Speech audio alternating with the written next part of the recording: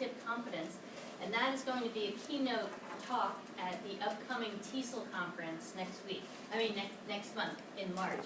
So it's something we have to be patient with developing our knowledge of second language acquisition, the different definitions, the different pieces of it. And I want to let you know that if you do have questions at any time, you can put them on Blackboard, you can send them to me, and I'd be happy to take them up. I remember when Judy Mott was a student in my class, I think this class, maybe it was about 4 years ago, and we would talk back and forth about this issue of age. What does the research say? What are people's experiences as language teachers? What is the role of age in language learning? And I think we've been having that conversation for a number of years. So I love being involved in those kinds of things. So please know, you can always contact me. Now, we are technologically challenged, but let's see how we can get along tonight. And I will make these slides available too on Blackboard if you want. Given all the work you have to do all the time, being teachers, probably have families, probably attending to lots of different things in your lives, we always want to try to stay focused on things. So tonight, this is really one of those beginning stages of thinking about these ESL competencies that we are developing and that you're going to show mastery of by the end of the Gate City project. So this is really that you know and understand about the different theories of language and how to use those theories specifically to help students develop academic language proficiency, right?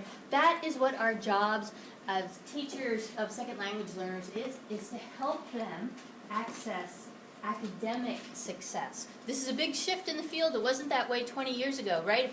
If they could learn, they know all the fruits, they could say the days of the week, forwards and backwards, good job. No, those days are over, right? It's really about academic competencies. So also, tonight we start that great, exciting area of metalinguistic knowledge, right? So your language, meta, just means about, right? So the knowledge you have about language, right? All those different fun pieces that make up language. And so we start that tonight. Again, it's ongoing, and in a couple semesters you're going to take the sociolinguistics and socio-literacy courses, and that you dive more deeply into that. But tonight we start playing around with some of those terms. Who here, anybody here elementary school teacher? Yeah, so some of the folks over here, remember those good reading classes you took, the literacy stuff? You guys, these people over here have important background knowledge from us, right? Because maybe even some of the things you read a little bit about in this chapter about first language development, right? It's very, very important for our elementary school teachers. So they're going to be important resources for us. Okay, so tonight this is what we are going to be doing, just defining language, how we measure it, defining and providing some examples of the subsystems, explaining some of the challenges that are specific to learning English when you're also learning content in schools. We're going to talk about some of those theories that were introduced and compare them and let you start talking about how they make sense to you, which ones you're leaning towards, what do you have questions about, okay? If you want to shout down some of the things, that's great. Okay, and then again, discussing implications for your teaching, all right? So we'll start off kind of with checking in on by doing a think, pair, share.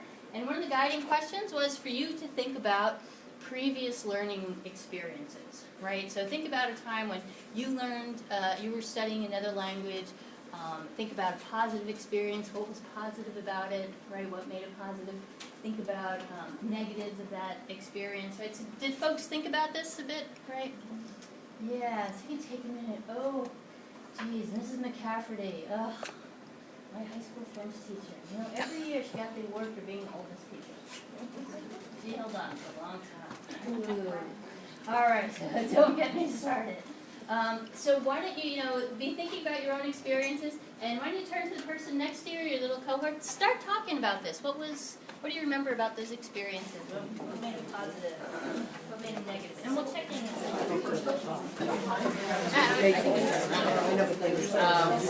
About the old drilling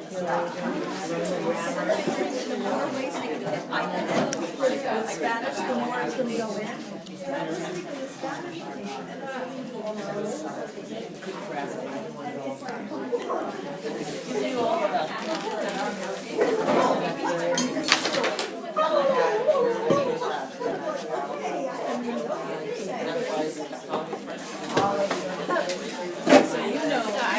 I journaled one of them when I was wrote them, but I wrote down a little somewhere so handwriting was kind of writing.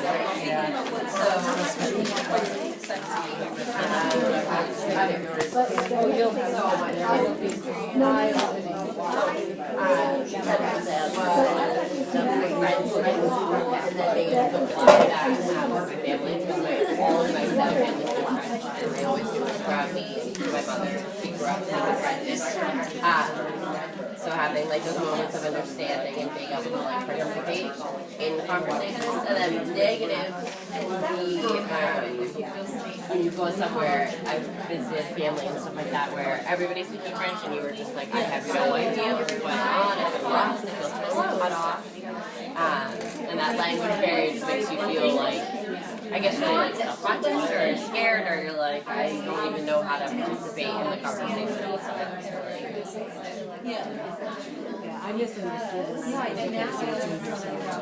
saw people who speak it something like that, and I understood that like frustrated when I'm on the phone trying to talk to somebody and they're speaking English and I respect that, but yet I can't understand them. And so I misunderstood what I was reading. Well, I feel like that's still a negative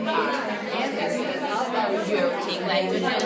When I was in like 9th grade French, it was a lot of like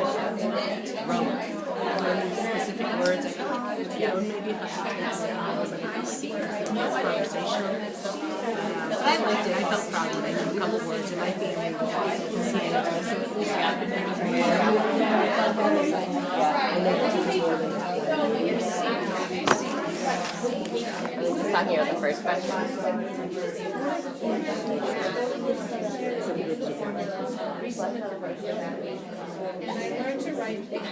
They prepare. Yeah. It just, I liked it so much. Yeah. Oh, the one with the green, yeah. Yeah, that one was Dry. yeah, this one, and I used to teach reading and writing in elementary school. Like, you know, they'll give me a test on those words, but it was like, I know what you're talking about. Yeah. So you think it's better? No, I did. I really enjoyed reading.